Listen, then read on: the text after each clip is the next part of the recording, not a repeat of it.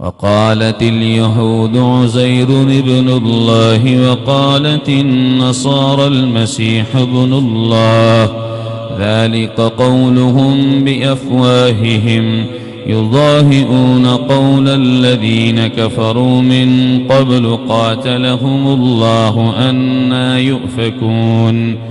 اتخذوا أحبارهم ورهبانهم أربابا من دون الله والمسيح ابن مريم،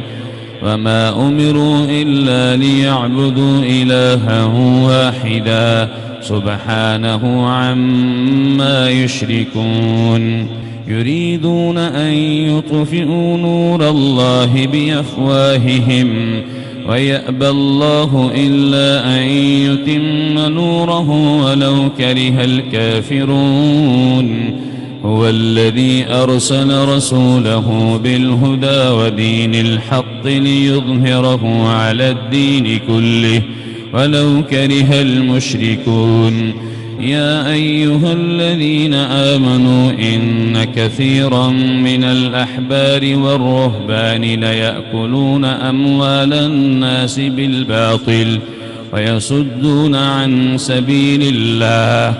والذين يكنزون الذهب والفضة ولا ينفقونها في سبيل الله فبشرهم بعذاب أليم. يوم يحمى عليها في نار جهنم فتكوى بها جباههم وجنوبهم وظهورهم هذا ما كنزتم لأنفسكم فذوقوا ما كنتم تكنزون. إن عدة الشهور عند الله 12 شهرا في كتاب الله يوم خلق السماوات والأرض منها 4 حرم، ذلك الدين القيم، فلا تظلموا فيهن أنفسكم وقاتلوا المشركين كافة كما يقاتلونكم كافة واعلموا أن الله مع المتقين. إنما النسيء زيادة في الكفر يضل به الذين كفروا يحلونه عاما ويحرمونه عاما ليواطئوا عدة ما حرم الله فيحلوا ما حرم الله. زين لهم سوء أعمالهم إن الله لا يهدي القوم الكافرين. يا أيها الذين آمنوا ما لكم إذا قيل لكم انفروا في سبيل الله اثاقلتم إلى الأرض أرضيتم بالحياة الدنيا من الآخرة فما متاع الحياة الدنيا في الآخرة إلا قليل. إلا تنفروا يعذبكم عذابا أليما ويستبدل قوما غيركم ولا تضروه شيئا والله على كل شيء قدير. إلا تنصروه فقد نصره الله إذ أخرجه الذين كفروا ثاني اثنين إذ هما في الغار إذ يقول لصاحبه لا تحزن إن الله معنا فأنزل الله سكينته عليه وأيده بجنود لم تروها وجعل كلمة الذين كفروا السفلى وكلمة الله هي العليا والله عزيز حكيم. انفروا خفافا وثقالا وجاهدوا بأموالكم وأنفسكم في سبيل الله ذلكم خير لكم إن كنتم تعلمون. لو كان عرضا قريبا وسفرا قاصدا لاتبعوك ولكن بعدت عليهم الشقة وسيحلفون بالله لو استطعنا لخرجنا معكم يهلكون أنفسهم والله يعلم إنهم لكاذبون. عفى الله عنك لم أذنت لهم حتى يتبين لك الذين صدقوا وتعلم الكاذبين. لا يستأذنك الذين يؤمنون بالله واليوم الآخر أن يجاهدوا بأموالهم وأنفسهم والله عليم بالمتقين. إنما يستأذنك الذين لا يؤمنون بالله واليوم الآخر وارتابت قلوبهم فهم في ريبهم يترددون. فلو أرادوا الخروج لأعدوا له عدة ولكن كره الله بعاثهم فثبطهم وقيل اقعدوا مع القاعدين. لو خرجوا فيكم ما زادوكم إلا خبالا ولأوضعوا خلالكم يبغونكم الفتنة وفيكم سماعون لهم والله عليم بالظالمين. لقد ابتغوا الفتنة من قبل وقلبوا لك الأمور حتى جاء الحق وظهر أمر الله وهم كارهون.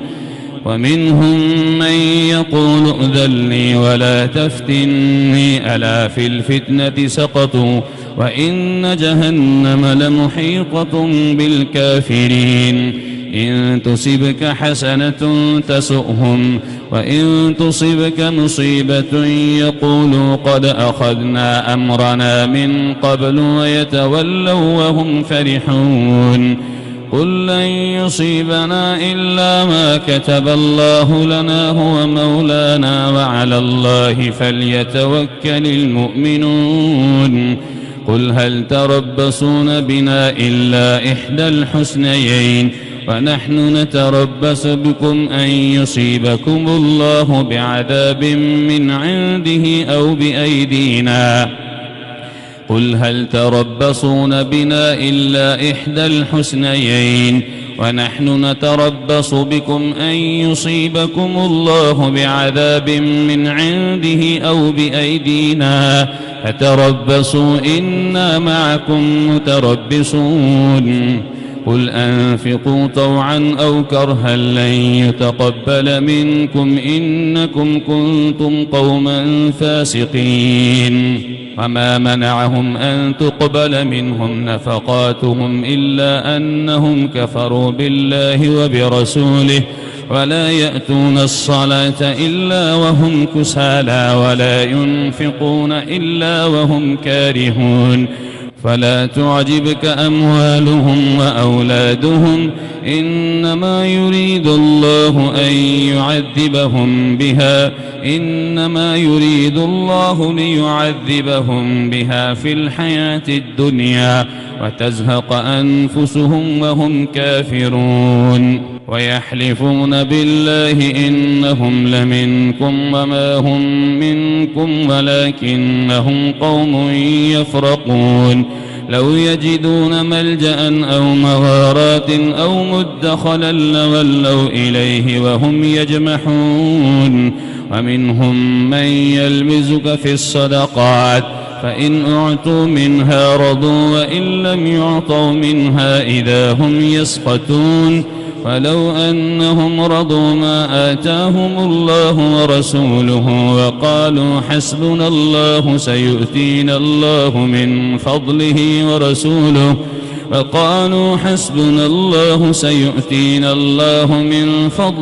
ورسوله إنا إلى الله راغبون. إنما الصدقات للفقراء والمساكين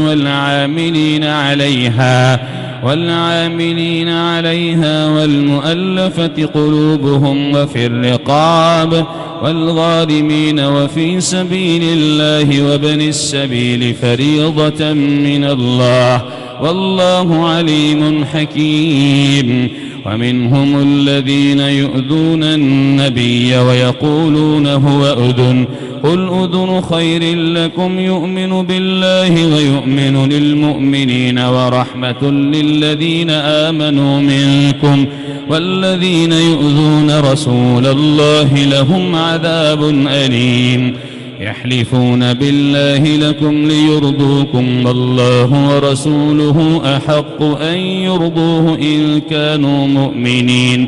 ألم يعلموا أنه من يحادد الله ورسوله فأن له نار جهنم خالدا فيها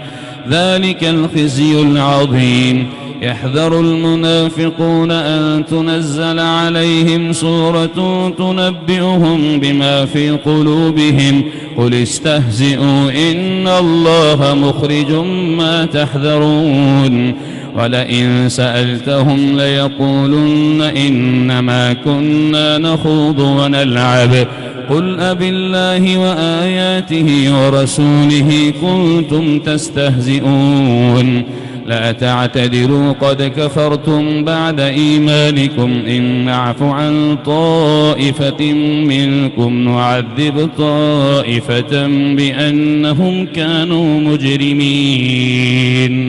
المنافقون والمنافقات بعضهم من بعض يأمرون بالمنكر وينهون عن المعروف ويقبضون أيديهم نسوا الله فنسيهم إن المنافقين هم الفاسقون. وعد الله المنافقين والمنافقات والكفار نار جهنم خالدين فيها هي حسبهم ولعنهم الله ولهم عذاب مقيم. كالذين من قبلكم كانوا أشد منكم قوة وأكثر أموالا وأولادا فاستمتعوا بخلاقهم فاستمتعتم بخلاقكم كما استمتع الذين من قبلكم بخلاقهم وخذتم كالذي خاضوا أولئك حبطت أعمالهم في الدنيا والآخرة وأولئك هم الخاسرون.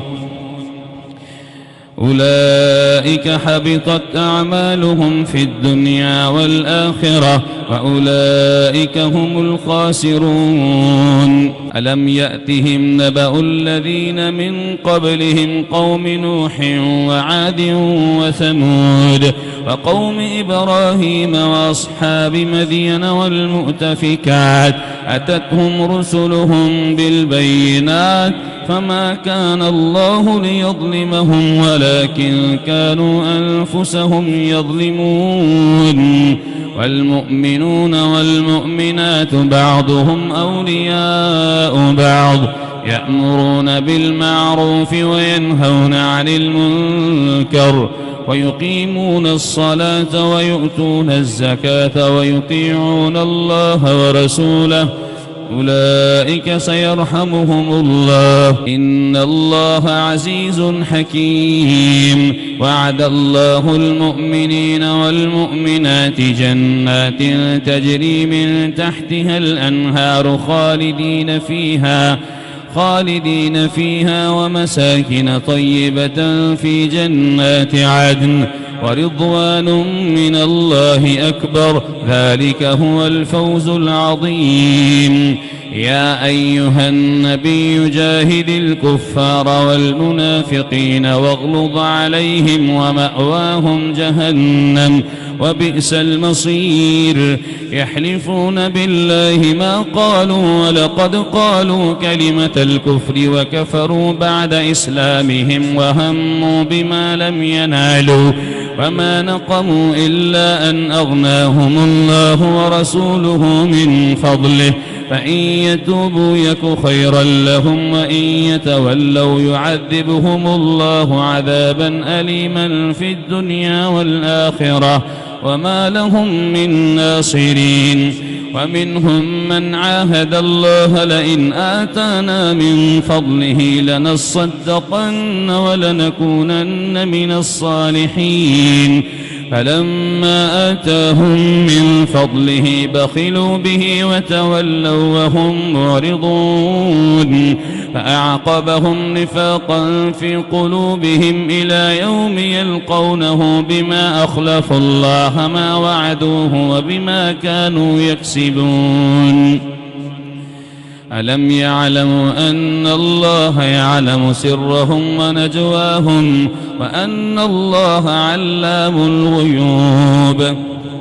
الذين يلمزون المتطوعين من المؤمنين في الصدقات والذين لا يجدون إلا جهدهم فيسخرون منهم سخر الله منهم ولهم عذاب أليم استغفر لهم أو لا تستغفر لهم إن تستغفر لهم 70 مرة فلن يغفر الله لهم والله لا يهدي القوم الفاسقين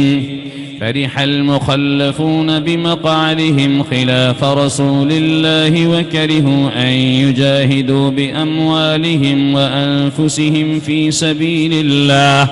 فقالوا لا تنفروا في الحر قل نار جهنم أشد حرا لو كانوا يفقهون فليضحكوا قليلا وليبكوا كثيرا جزاء بما كانوا يكسبون فإن رجعك الله إلى طائفة منهم فاستأذنوك للخروج فقل لن تخرجوا معي أبدا ولن تقاتلوا معي عدوا إنكم رضيتم بالقعود أول مرة فاقعدوا مع الخالفين ولا تصل على أحد منهم مات أبدا ولا تقم على قبره إنهم كفروا بالله ورسوله وماتوا وهم فاسقون ولا تعجبك أموالهم وأولادهم إنما يريد الله أن يعذبهم بها في الدنيا وتزهق أنفسهم وهم كافرون وإذا أنزلت سورة أن آمنوا بالله وجاهدوا مع رسوله استأذنك أولو الطول منهم فقالوا ذرنا نكن مع القاعدين رضوا بأن يكونوا مع الخوالف وطبع على قلوبهم فهم لا يفقهون لكن الرسول والذين آمنوا معه جاهدوا بأموالهم وأنفسهم وأولئك لهم الخيرات وأولئك هم المفلحون أعد الله لهم جنات تجري من تحتها الأنهار خالدين فيها ذلك الفوز العظيم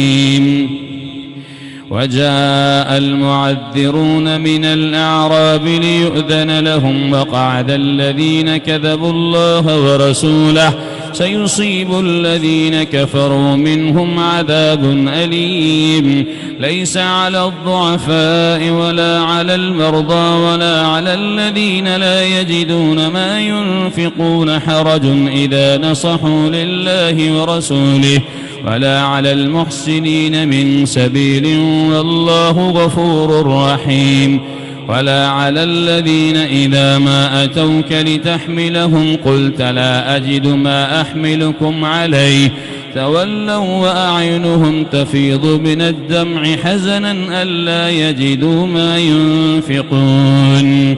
إنما السبيل على الذين يستأذنونك وهم أغنياء رضوا بأن يكونوا مع الخوالف وطبع الله على قلوبهم فهم لا يعلمون يعتذرون إليكم إذا رجعتم إليهم قل لا تعتذروا لن نؤمن لكم قد نبأنا الله من أخباركم وسيرى الله عملكم ورسوله ثم تردون إلى عالم الغيب والشهادة فينبئكم بما كنتم تعملون. سيحلفون بالله لكم إذا انقلبتم إليهم لتعرضوا عنهم فأعرضوا عنهم إنهم رجس ومأواهم جهنم جزاء بما كانوا يكسبون.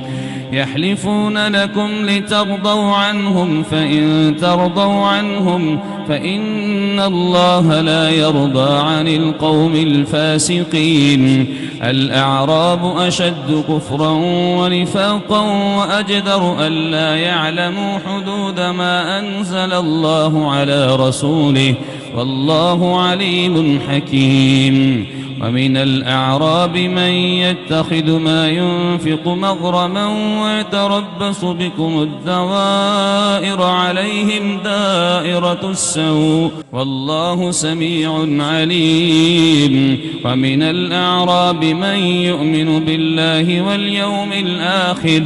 ويتخذ ما ينفق قربات عند الله وصلوات الرسول ألا إنها قربة لهم سيدخلهم الله في رحمته إن الله غفور رحيم. والسابقون الأولون من المهاجرين والأنصار والذين اتبعوهم بإحسان رضي الله عنهم ورضوا عنه وأعد لهم جنات تجري تحتها الأنهار خالدين فيها أبدا ذلك الفوز العظيم. وممن حولكم من الأعراب منافقون ومن أهل المدينة مردوا على النفاق لا تعلمهم نحن نعلمهم سنعذبهم مرتين ثم يردون إلى عذاب عظيم.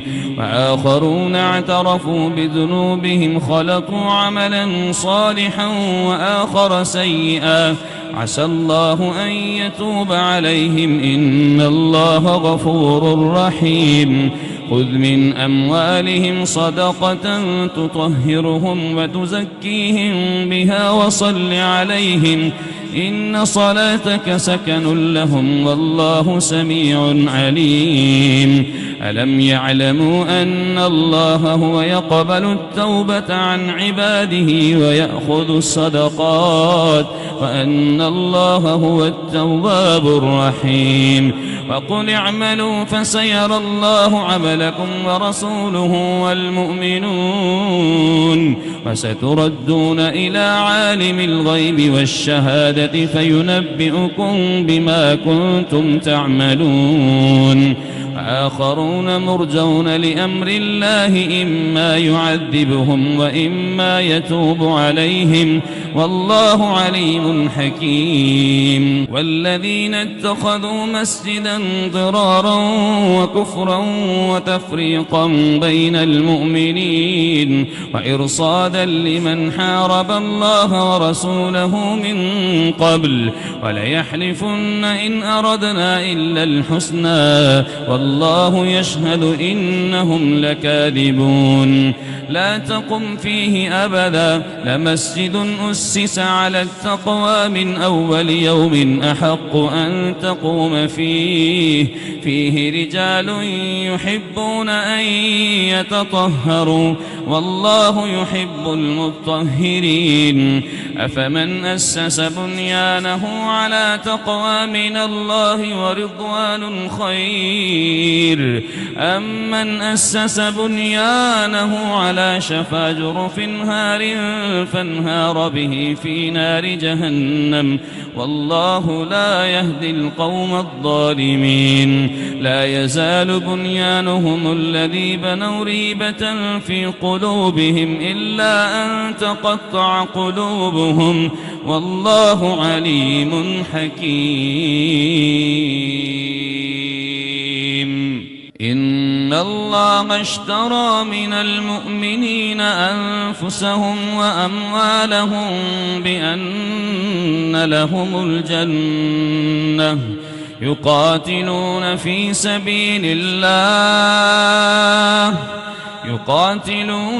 سبيل الله فيقتلون ويقتلون وعدا عليه حقا في التوراة والإنجيل والقرآن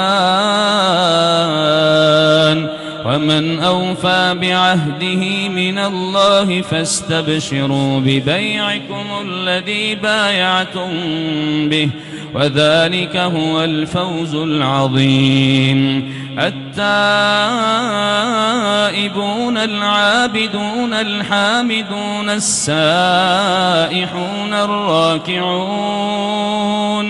الراكعون الساجدون الآمرون بالمعروف والناهون عن المنكر والحافظون لحدود الله وبشر المؤمنين. ما كان للنبي والذين آمنوا أن يستغفروا للمشركين ولو كانوا أولي قربى من بعد ما تبين لهم أنهم أصحاب الجحيم. وما كان استغفار إبراهيم لأبيه إلا عن موعدة وعدها إياه فلما تبين له أنه عدو لله تبرأ منه إن إبراهيم لأواه حليم. وما كان الله ليضل قوما بعد إذ هداهم حتى يبين لهم ما يتقون إن الله بكل شيء عليم. إن الله له ملك السماوات والأرض يحيي ويميت وما لكم من دون الله من ولي ولا نصير. لقد تاب الله على النبي والمهاجرين والأنصار الذين اتبعوه في ساعة العسرة من بعد ما كاد يزيغ قلوب فريق منهم ثم تاب عليهم إنه بهم رءوف رحيم. وعلى الثلاثة الذين خلفوا حتى إذا ضاقت عليهم الأرض بما رحبت وضاقت عليهم أنفسهم وظنوا أن لا ملجأ من الله إلا إليه ثم تاب عليهم ليتوبوا إن الله هو التواب الرحيم. يا أيها الذين آمنوا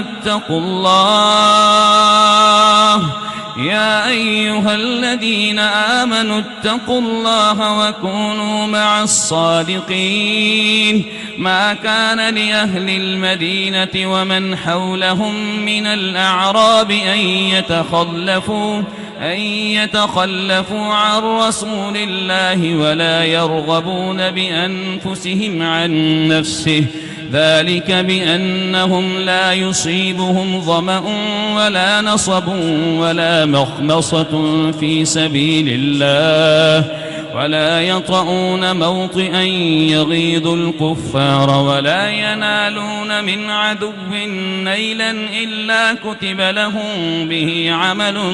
صالح إن الله لا يضيع أجر المحسنين. ولا ينفقون نفقة صغيرة ولا كبيرة ولا يقطعون إلا واديا ولا كتب لهم ليجزيهم الله أحسن ما كانوا يعملون. وما كان المؤمنون لينفروا كافة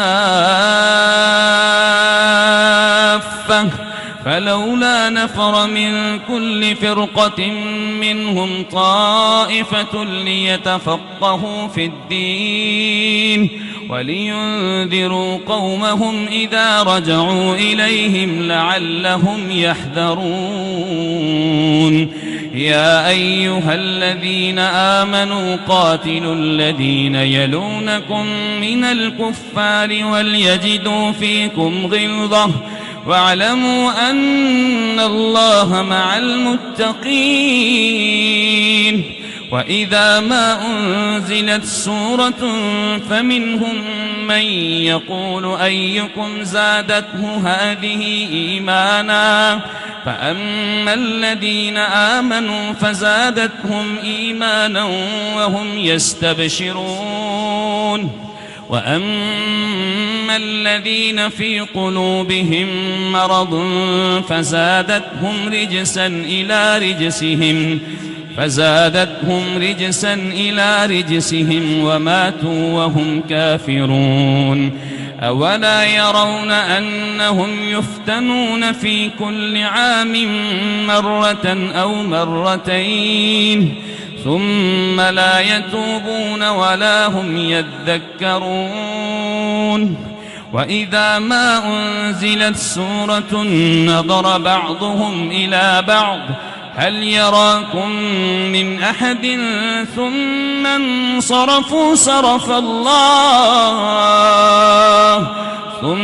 انصرفوا صرف الله قلوبهم بأنهم قوم لا يفقهون لقد جاءكم رسول من أنفسكم عزيز عليه ما عنتم حريص عليكم بالمؤمنين رؤوف رحيم فإن تولوا فقل حسبي الله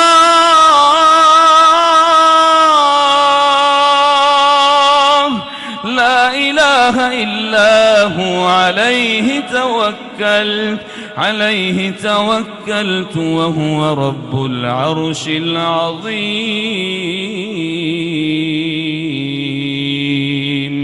بسم الله الرحمن الرحيم ألف لام را تلك آيات الكتاب الحكيم أكان للناس عجبا أن أوحينا إلى رجل منهم أن أنذر الناس وبشر الذين آمنوا أن لهم قدم صدق عند ربهم قال الكافرون إن هذا لساحر مبين إن ربكم الله الذي خلق السماوات والأرض في 6 أيام ثم استوى على العرش يدبر الأمر ما من شفيع إلا من بعد إذنه ذلكم الله ربكم فاعبدوه أفلا تذكرون إليه مرجعكم جميعا وعد الله حقا إنه يبدأ الخلق ثم يعيده ليجزي الذين آمنوا وعملوا الصالحات بالقسط والذين كفروا لهم شراب من حميم وعذاب أليم بما كانوا يكفرون هو الذي جعل الشمس ضياء والقمر نورا وقدره منازل لتعلموا عدد السنين والحساب ما خلق الله ذلك إلا بالحق يفصل الآيات لقوم يعلمون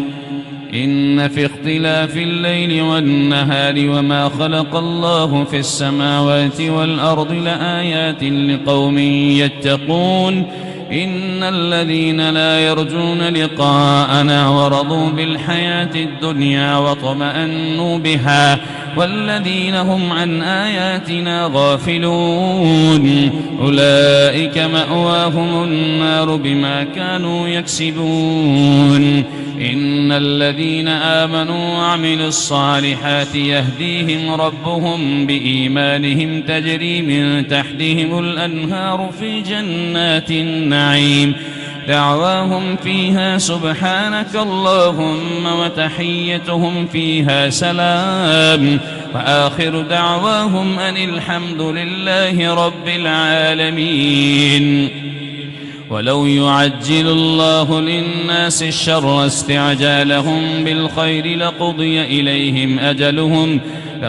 إليهم أجلهم فنذر الذين لا يرجون لقاءنا في طغيانهم يعمهون. وإذا مس الإنسان الضر دعانا لجنبه أو قاعدا أو قائما فلما كشفنا عنه ضره مر كأن لم يدعنا إلى ضر مسه كذلك زين للمسرفين ما كانوا يعملون. ولقد أهلكنا القرون من قبلكم لما ظلموا وجاءتهم رسلهم بالبينات فما كانوا ليؤمنوا كذلك نجزي القوم المجرمين. ثم جعلناكم خلائف في الأرض من بعدهم لننظر كيف تعملون. وإذا تتلى عليهم آياتنا بينات قال الذين لا يرجون لقاء نأت بقرآن غير هذا أو بدل قل ما يكون لي أن أبدله من تلقاء نفسي إن أتبع إلا ما يوحى إلي إني أخاف إن عصيت ربي عذاب يوم عظيم. قل لو شاء الله ما تلوته عليكم ولا أدراكم به فقد لبثت فيكم عمرا من قبله أفلا تعقلون. فمن أظلم ممن افترى على الله كذبا أو كذب بآياته إنه لا يفلح المجرمون. ويعبدون من دون الله ما لا يضرهم ولا ينفعهم ويقولون هؤلاء شفعاؤنا عند الله قل أتنبئون الله بما لا يعلم في السماوات ولا في الأرض سبحانه وتعالى عما يشركون. وما كان الناس إلا أمة واحدة فاختلفوا ولولا كلمة سبقت من ربك لقضي بينهم فيما فيه يختلفون. ويقولون لولا أنزل عليه آية من ربه فقل إنما الغيب لله فانتظروا إني معكم من المنتظرين. وإذا أذقنا الناس رحمة من بعد ضراء مستهم إذا لهم مكر في آياتنا قل الله أسرع مكرا إن رسلنا يكتبون ما تمكرون. وهو الذي يسيركم في البر والبحر حتى إذا كنتم في الفلك وجرين بهم بريح طيبة وفرحوا بها جاءتها ريح عاصف وجاءهم الموج من كل مكان وظنوا أنهم أحيط بهم دعوا الله مخلصين له الدين لئن أنجيتنا من هذه لنكونن من الشاكرين. فلما أنجاهم إذا هم يبغون في الأرض بغير الحق يا أيها الناس إنما بغيكم على أنفسكم متاع الحياة الدنيا ثم إلى ربكم مرجعكم فننبئكم بما كنتم تعملون. إنما مثل الحياة الدنيا كماء إن أنزلناه من السماء فاختلط به نبات الأرض مما يأكل الناس والأنعام حتى إذا أخذت الأرض زخرفها وزينت وظن أهلها أنهم قادرون عليها أتاها أمرنا ليلا أو نهارا فجعلناها حصيدا كأن لم تغن بالأمس كذلك نفصل الآيات لقوم يتفكرون. والله يدعو إلى دار السلام ويهدي من يشاء إلى صراط مستقيم للذين أحسنوا الحسنى وزيادة ولا يرهق وجوههم قتر ولا ذلة أولئك أصحاب الجنة هم فيها خالدون.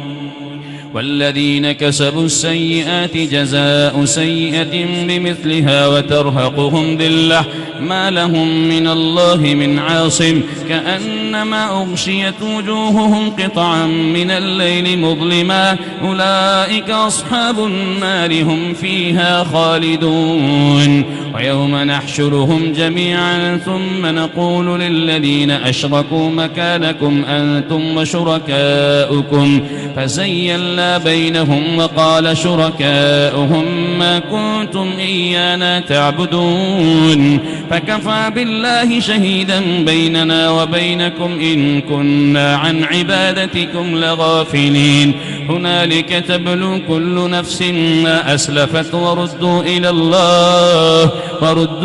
الله مولاهم الحق وضل عنهم ما كانوا يفترون قل من يرزقكم من السماء والأرض أمن يملك السمع والأبصار ومن يخرج الحي من الميت ويخرج الميت من الحي ومن يدبر الأمر فسيقولون الله فقل أفلا تتقون فذلكم الله ربكم الحق فماذا بعد الحق إلا الضلال فأنى تصرفون كذلك حقت كلمة ربك على الذين فسقوا أنهم لا يؤمنون قل هل من شركائكم من يبدأ الخلق ثم يعيده قل الله يبدأ الخلق ثم يعيده فأنى تؤفكون قل هل من شركائكم من يهدي إلى الحق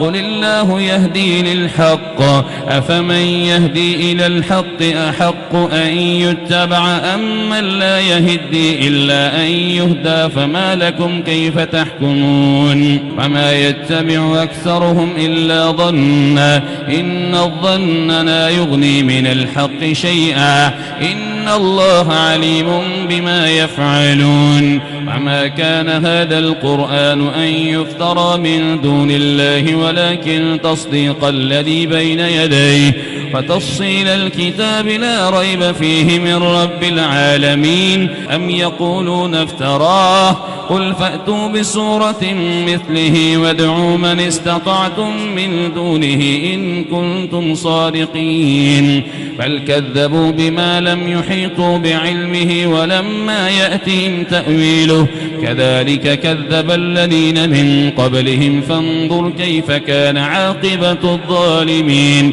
ومنهم من يؤمن به ومنهم من لا يؤمن به وربك أعلم بالمفسدين وإن كذبوك فقل لي عملي ولكم عملكم أنتم بريئون مما أعمل وأنا بريء مما تعملون ومنهم من يستمعون إليك أفأنت تسمع الصم ولو كانوا لا يعقلون ومنهم من ينظر إليك أفأنت تهدي العمي ولو كانوا لا يبصرون إن الله لا يظلم الناس شيئا ولكن الناس أنفسهم يظلمون إن الله لا يظلم الناس شيئا ولكن الناس أنفسهم يظلمون ويوم يحشرهم كأن لم يلبثوا إلا ساعة من النهار يتعارفون بينهم قد خسر الذين كذبوا بلقاء الله وما كانوا مهتدين وإما نرينك بعض الذي نعدهم أو نتوفينك فإلينا مرجعهم ثم الله شهيد على ما يفعلون ولكل أمة رسول فإذا جاء رسولهم قضي بينهم بالقسط وهم لا يظلمون ويقولون متى هذا الوعد إن كنتم صادقين قل لا أملك لنفسي ضرا ولا نفعا إلا ما شاء الله لكل أمة أجل إذا جاء أجلهم لا يستأخرون ساعة ولا يستقدمون قل أرأيتم إن أتاكم عذابه بياتا أو نهارا ماذا يستعجل منه المجرمون ثم إذا ما وقع آمنتم به الآن وقد كنتم به تستعجلون ثم قيل للذين ظلموا ذوقوا عذاب الخلد هل تجزون إلا بما كنتم تكسبون ويستنبئونك أحق هو قل إي وربي ويستنبئونك أحق هو قل إي وربي إنه لحق وما أنتم بمعجزين ولو أن لكل نفس ظلمت ما في الأرض لافتدت به لما رأوا العذاب وقضي بينهم بالقسط وهم لا يظلمون ألا إن لله ما في السماوات والأرض ألا إن وعد الله حق ولكن أكثرهم لا يعلمون هو يحيي ويميت وإليه ترجعون يا أيها الناس قد جاءتكم موعظة من ربكم وشفاء لما في الصدور وهدى ورحمة للمؤمنين قل بفضل الله وبرحمته فبذلك فليفرحوا هو خير مما يجمعون قل أرأيتم ما أنزل الله لكم من رزق فجعلتم منه حراما وحلالا قل الله أذن لكم أم على الله تفترون وما ظن الذين يفترون على الله الكذب يوم القيامة إن الله لذو فضل على الناس ولكن أكثرهم لا يشكرون وما ظن الذين يفترون على الله الكذب يوم القيامة إن الله لذو فضل على الناس ولكن أكثرهم لا يشكرون وما تكون في شأن وما تتلو منه من قرآن ولا تعملون من عمل إلا كنا عليكم شهودا إذ تفيضون فيه وما يعزب عن ربك من مثقال ذرة في الأرض ولا في السماء ولا أصغر من ذلك ولا أكبر إلا في كتاب مبين ألا إن أولياء الله لا خوف عليهم ولا هم يحزنون الذين آمنوا وكانوا يتقون لهم البشرى في الحياة الدنيا وفي الآخرة لا تبديل لكلمات الله ذلك هو الفوز العظيم ولا يحزنك قولهم إن العزة لله جميعا هو السميع العليم ألا إن لله من في السماوات ومن في الأرض وما يتبع الذين يدعون من دون الله شركاء إن يتبعون إلا الظن وإن هم إلا يخرصون هو الذي جعل لكم الليل لتسكنوا فيه والنهار مبصرا إن في ذلك لآيات لقوم يسمعون